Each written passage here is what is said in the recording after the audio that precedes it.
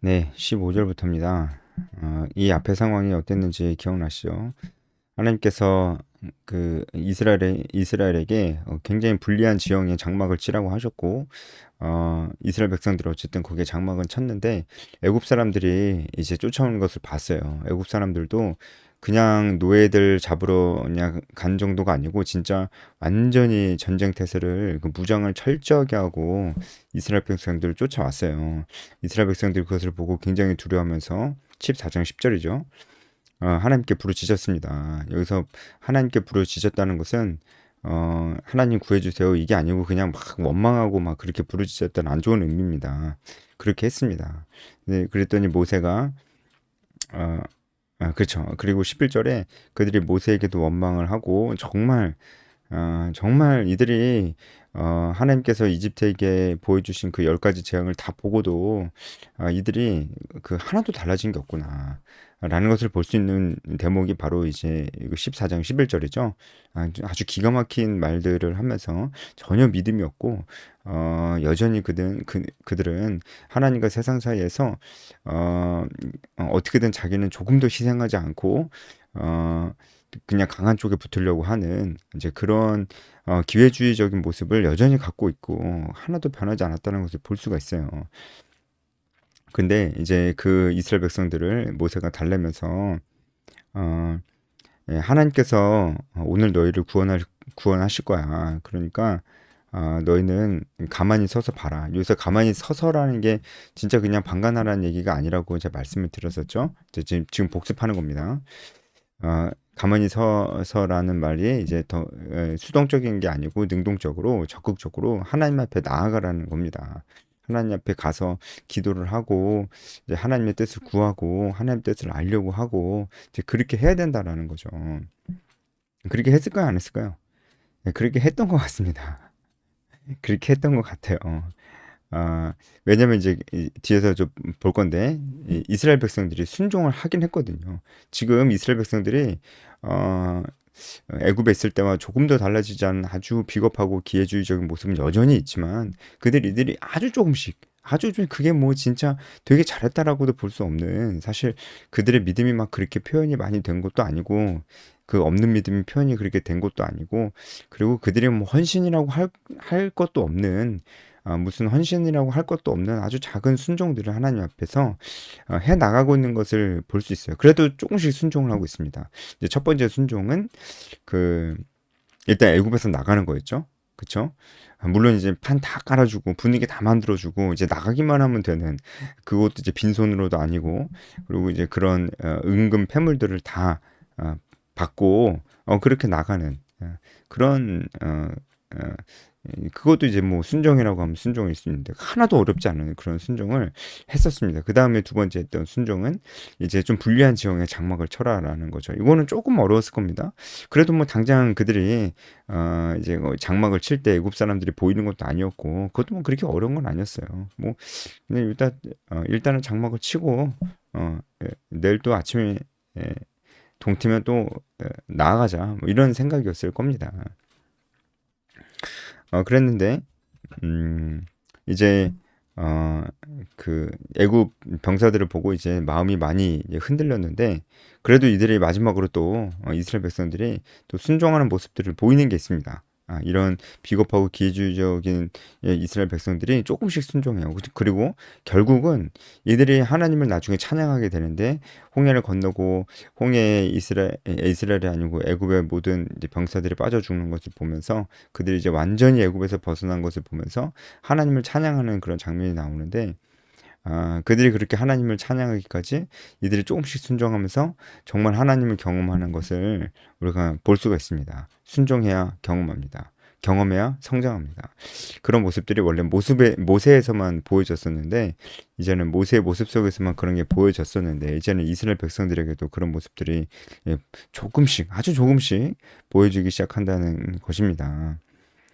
15절 보면 하나님께서 모세에게 어찌하여 내게 부르짖느냐 이렇게 말씀하세요. 그런 거 보니까 모세가 이스라엘 백성들의 불평과 원망을 듣고 그들을 잘 달래주고 하나님께서 너희들을 구원하실 것이라고 분명하게 얘기를 한 다음에 그래도 마음이 많이 힘들었었나 봐요.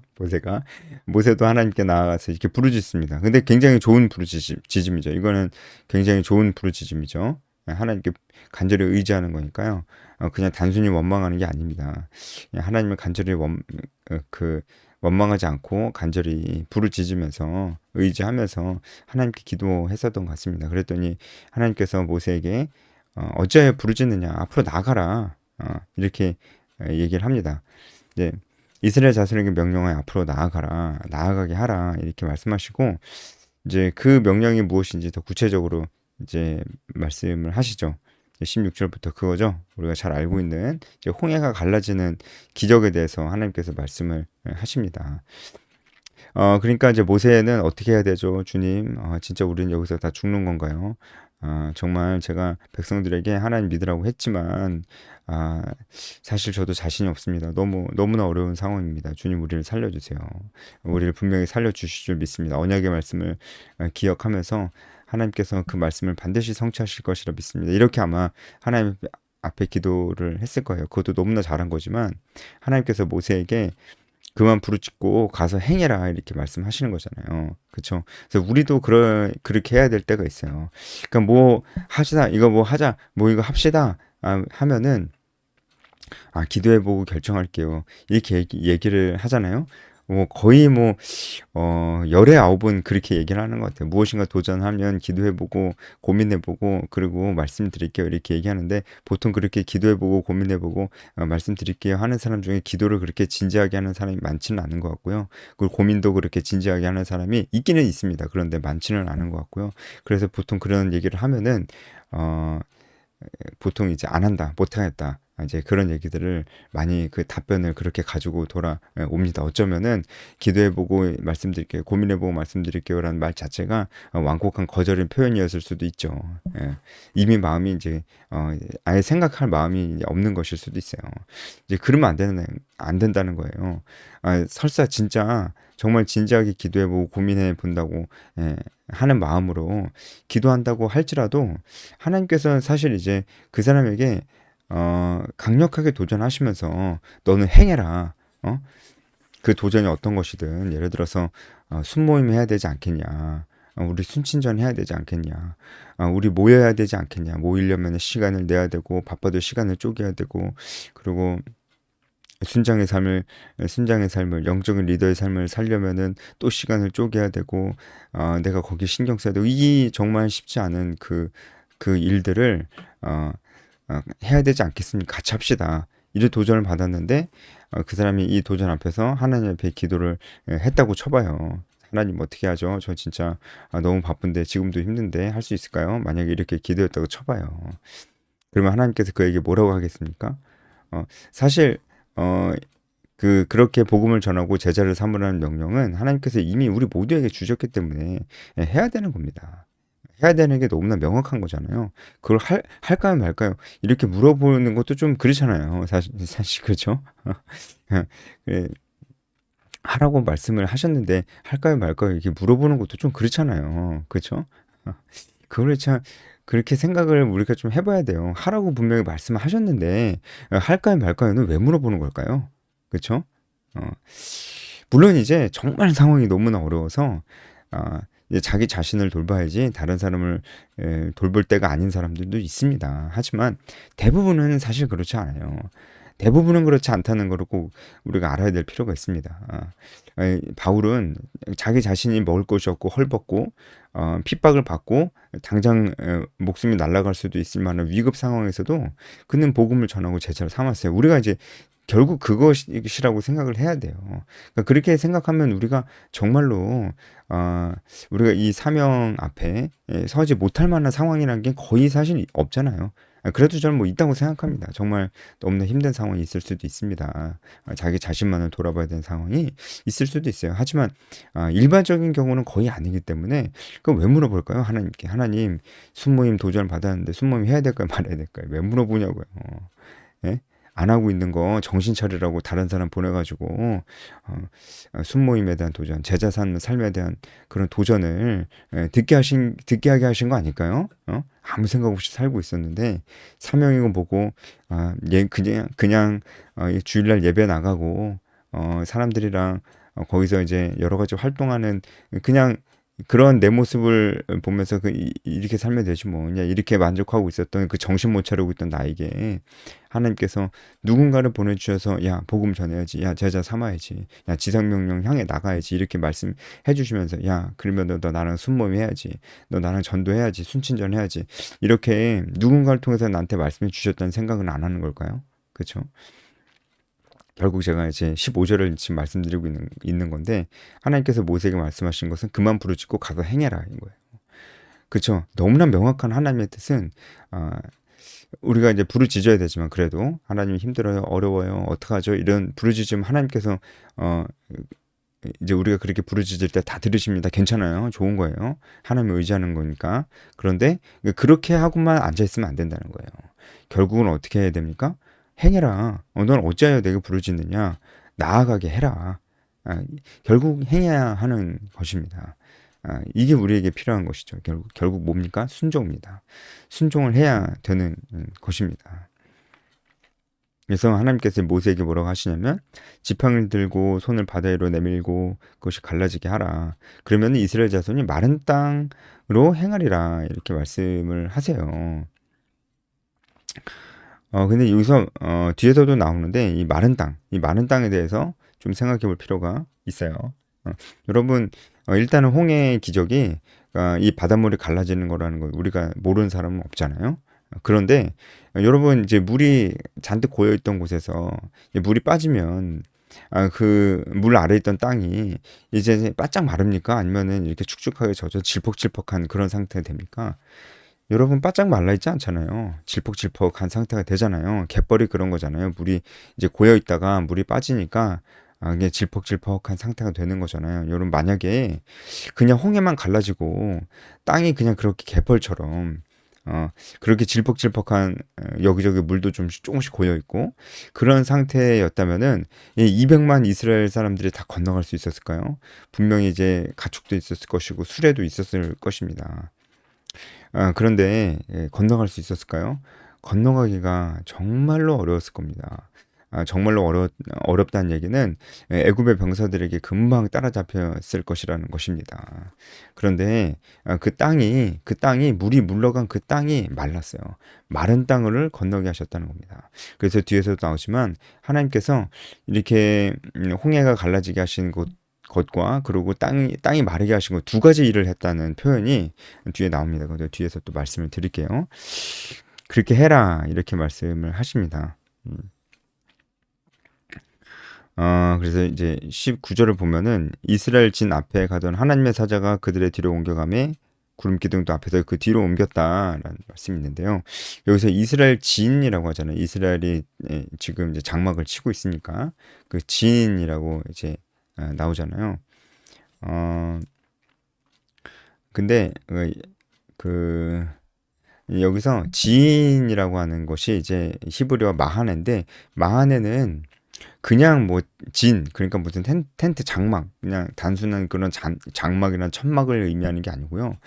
이제 군대를 의미합니다. 마하네라는 이제 이 히브리어는 군대를 의미하기도 해요. 군대라는 그런 용례로 쓰이기도 했어요.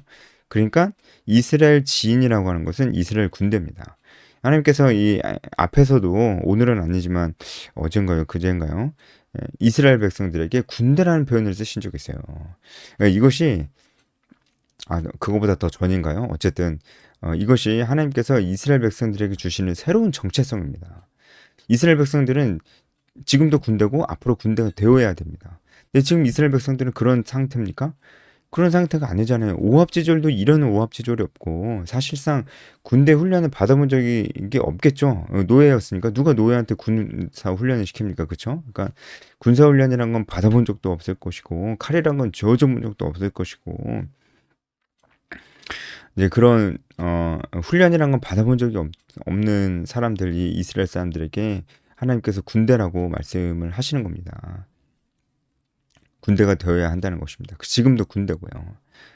이렇게 하나님께서 하나님의 백성들을 보실 때 이렇게 군대라는 표현을 쓰시고 또 그렇게 부르시고 그렇게 이끌시는 것은 우리가 출애굽기 말고도 다른 데서도 많이 보는 겁니다. 신약에서도 봐요. 우리가 이제 하나님의 군대라고 병사로 부름받은 자라는 그런 표현이 또 디모데후서에 나오기도 합니다. 그러니까 지금 우리의 정체성도 똑같습니다. 우리는 군인입니다. 하나님의 군인, 하나님의 군대입니다. 여러분, 군대에게 가장 중요한 것이 무엇입니까? 두 가지가 있습니다. 군대에게 가장 중요한 것 두 가지. 첫 번째는 누가 뭐래도 순종이죠. 명령에 순종하고 복종하는 게 군대에게 가장 중요한 것입니다.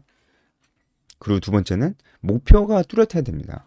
군인들은 이제 그 목표가 뚜렷해야 돼요. 왜냐하면 그 목표를 성취하는 것이 이제 군대의 목적이니까. 뭐 어떤 적을 섬멸한다든지 어떤 적을 어디에서 어떻게 섬멸하는가. 그러니까 이렇게 분명한 목적이 있어야 돼. 그래서 군대에는 언제나 이제 우리의 적이 누구인가. 그러니까 우리가 무찔러야 될 그 적이 누구인가를 분명하게 아는 것이 군대에게는 정말 중요한 부분이에요. 그래서 그 적이 누구인가가 분명해져야지 그 적에 맞춰서 전술도 짜고 뭐 무기도 이렇게 보충을 하고 그 적의 약점에 맞춰서 우리도 거기에 맞춰서 전략을 짜고 그럴 거 아니에요. 그래서 군대는 그 목표가 중요한데 그 목표라는 게 우리가 누구와 주로 싸울 것이냐라는 겁니다. 여러분, 주적 개념입니다. 주적 개념. 주적이 누구인가라는 것은 우리의 대적이 누구인가. 대적관이라는 것은 군대 갔다 온 형제들은 다 알 텐데 모든 군대에겐 다 중요한 것입니다. 그래서 지금 하나님께서 이스라엘을 군대라고 부르는 이유는 두 가지라고 볼 수가 있겠죠. 첫 번째는 너희들 순종해야 된다. 그리고 두 번째는 너희들에게 목표가 있어. 내가 너희들에게 목표를 줄게. 이걸 해야 돼 라고 말씀을 하신다는 것입니다. 목표입니다. 목표. 그러니까 우리도 하나님의 군대가 됩니다. 그러려면은 우리도 순종해야 됩니다. 그리고 우리에게도 분명한 목표의식이 있어야 됩니다. 이 목표의식이 바로 사명의식입니다. 그러니까 우리는 그냥 일만 열심히 하면 살면 안 돼요. 그거는 이제 안 믿는 사람들도 다 그렇게 사는. 왜 그렇게 삽니까? 왜 그렇게 삽니까? 여러분, 이제 열심히 일하다가도 그런 생각 들지 않나요? 내가 왜 열심히 일하지? 이런 생각이요. 잘 생각해 봐야 됩니다. 우리에겐 사명이 있습니다. 그래서 여러분, 뭐 사명을 쫓아 사십시오. 사명을 쫓아서. 그리고 그 사명은 그냥 내가 열심히 일해가지고 사람들에게 모범을 보여야지, 뭐 그런 것도 좋고, 열심히 일해서 돈을 벌어서 이 돈을 하나님 나라를 위해서 써야지, 그것도 좋습니다. 그러니까 다 좋은데 여러분, 공통된 우리의 사명이 있어야 됩니다. 공통된 사명. 무엇입니까? 복음을 전하고 제자를 삼는 거예요. 그것이 우리의 공통된 사명입니다. 어떤 직업을 갖고 있든 어디에 있든 내가 누구이건 우리가 해야 될 일이라는 것입니다. 그래서 우리도 군대가 되어야 됩니다. 군대는 분명히 자기 생활에 얽매고 자기밖에 모르는 그런 사람은 절대로 아닙니다. 그래서 이스라엘 지인이라는 표현을 지금까지 좀 살펴봤고요. 이 구름 기둥이 이스라엘 진의 뒤로 갑니다. 뒤로 가서 그 이스라엘 진영 뒤에 있던, 물론 많이 떨어져 있었겠죠. 애굽 진영을 흑암으로 물들여놔요. 이제 20절에 나오잖아요. 여기서 흑암이라는 표현이 있습니다. 구름 기둥이 그 뒤로 가서 그 애굽과 이스라엘 진 사이에 이르러 섰는데 이 구름 기둥이 그냥 이스라엘과 애굽 사이에 그 진 사이에 머물러 선 정도로 그냥 끝나는 게 아니고 애굽 진영을 흑암으로 만들어 버렸다는 것을 알 수가 있어요. 그리고 여기서 흑암은 이집트의 9번째 재앙인 흑암 재앙 기억나시죠? 그 흑암 재앙 때 쓰였던 그 단어와 똑같은 단어가 쓰였습니다. 그러니까 자연적인 어둠이 아니라 완전히 하나도 보이지 않는 그 어둠을 얘기합니다. 그 9번째 재앙이 지금 이스라엘을 쫓고 있는 애굽 진영에 또 내렸다는 거예요. 그 9번째 재앙이. 여러분, 이쯤 되면 애굽 병사들도 좀 정신을 차려야 되는 걸 아닐까요? 그런데 정신을 결국은 못 차렸습니다. 죄에 빠진 인간이 이렇습니다. 하나님이 경고의 메시지를 줘도 그걸 알아들을 수가 없습니다. 분명히 하나님께서 이 이집트에게도 어떻게 보면 마지막이죠. 마지막 경고를 주신 거예요. 그런데도 그걸 도저히 알아듣지를 못합니다. 그래서 죄에 빠진 인간이 어, 제일 못하는 게 회개입니다. 회개. 자기 자신을 돌이킬 줄 몰라요. 회개를 못합니다. 그래서 우리도 그래서 늘 하나님 앞에 고백하지 않은 적 없도록 해야 되죠. 그리고 보면은 20절에 보면은 어, 구름과 흑암이 있고 이쪽에는 밤이 밝음으로 라고 합니다. 이것은 밤이 밝음으로는 뭐냐면은 이스라엘 진영에는 밤이 되어도 이렇게 밝았다라는 거예요. 이것은 불기둥입니다. 불기둥. 불기둥이 이스라엘 백성들을 보호해 주었고 또 그랬다는 것입니다. 구름기둥과 불기둥이 계속해서 이스라엘 백성들을 보호해 주는데 반면에 애굽의 진영은 확연하게 그들은 보호해 주지 않고 보호를 안 해주는 것뿐만 아니라 그들에게 이집트의 재앙과 비슷한 재앙이 또 내렸다는 것을 우리가 볼 수가 있습니다. 그래서 이제 21절에 드디어 이제 바다가 갈라집니다. 여러분 이거 뭐 아시는 분은 다 아시겠지만 우리가 뭐 영화나 애니메이션에서 보듯이 모세가 지팡이를 바닥에 딱 내려 꽂으니까 진짜 바닷물이 쫙 이렇게 하늘 위로 솟구치면서 벽이 되어서 그 단번에 갈라졌다. 그거 아닙니다. 21절에 잘 보면은 여호와께서 큰 동풍이 밤새도록 불게 하셔서 바닷물이 물러가서 그래서 갈라졌습니다. 밤새도록 일어난 일이에요. 물이 갈라지는 일은 밤새도록 일어난 일입니다. 여기서도 우리가 한 가지 좀 묵상해 볼 수 있는 게, 이스라엘 백성들은 계속 거기에 머물러 있었어요. 지금 이미 코앞에 애굽의 병사들이 와 있다는 거 알고 있죠? 물론 구름기둥과 불기둥이 지켜주었지만, 이들에게는 굉장히 무서운 상황이라는 건 맞습니다. 그런데 이스라엘 백성들이 도망갔나요? 도망가지 않았어요. 이게 이스라엘 백성들이 했던 순종입니다. 그러니까 물이 갑자기 갈라지지 않았다니까요. 갑자기 갈라졌으면 뭐 이들이 고민하고 말고 뭐 도망가고 그럴 이유도 없었겠죠. 그런데 일단은 물이 안 갈라졌다고요. 그리고 이 사람들은 뭐 잠들었겠죠. 밤새도록 갈라졌으니까. 갈라진 거 못 봤어요. 근데 도망가지 않았다고요. 그러니까 이것도 이스라엘 백성들이 조금씩 순종하고 있는 모습. 이것은 이스라엘 백성들이 꽤 용기를 내서 순종한 모습이죠.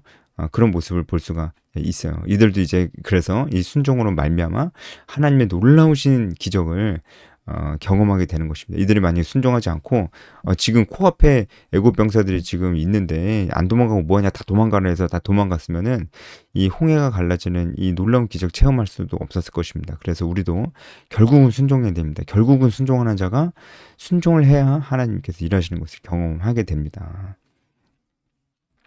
예. 그래서 그렇게 바닷물이 갈라졌고 그리고 21절에 바다가 마른 땅이 된지라 이게 하나님께서 두 번째로 행하신 기적이라고 볼 수 있죠. 그렇죠?